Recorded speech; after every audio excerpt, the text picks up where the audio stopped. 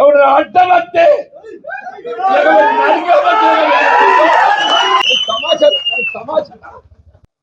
టికెట్లు పంచుకుంటానికి ఏదైతుందో ఇది నీ అయ్యే సొత్తు కాదు అబ్బ సొత్తు కాదు ఇది నీ అయ్యే సొత్తు కాదు అబ్బ సొత్తు కాదు అంటున్నాను. ఇది మా కాంగ్రెస్ కార్యకర్త హక్కు అని చెప్పంటున్నా. కాంగ్రెస్ పార్టీ అంగట్ల సరుకు కాదు అని చెప్పంటున్నాను. రేపు రాబోయే మున్సిపల్ ఎన్నికలు ఒక్కటి కాదు 50 టార్గెట్ 50 అని చెప్పంటున్నా. ప్రభుత్వ విధానాలు వచ్చినాయి కాబట్టి నేను కాంగ్రెస్ పార్టీలో చూస్తాను. నువ్వెవడివిరా అని చెప్పంటున్నాను. కాంగ్రెస్ పార్టీ అంతర్గత వ్యవహారాలలో జోక్యం చేసుకుంటే మాత్రం సహించేది లేదు అని చెప్పంటున్నా. నిజమైన కాంగ్రెస్ వాది కాంగ్రెస్ పార్టీ కార్యకర్త వాళ్ళ కొరకే నేను పోరాటం చేస్తా. కానీ సందులు వచ్చేటోళ్ళు సందులు దూచేటోళ్ళు మాత్రం ఏదైతుందో సహించేది. ఇలా శ్రీరామచంద్ర ప్రభు ఏదైతుందో ధర్మానికి కట్టుబడి ఉన్న రావణాసుడి 10 తలలు నరికిండు.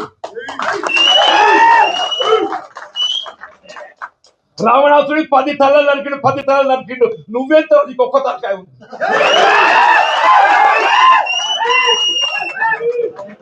పది తలలు మనకి శ్రీరామచంద్ర ప్రభువు మనకు ఆదర్శం అని చెప్పండి. నువ్వెంత ఒక్క తలకాయ.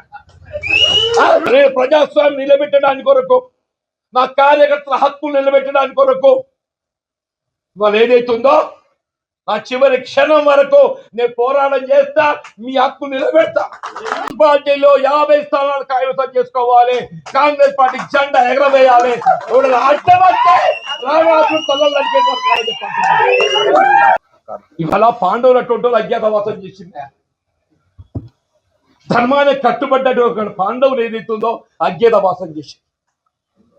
ఇలా మనం అజ్ఞాతవాసం ఉన్నాం. పాండవులు కూడా మళ్ళీ మంచి తినాలి.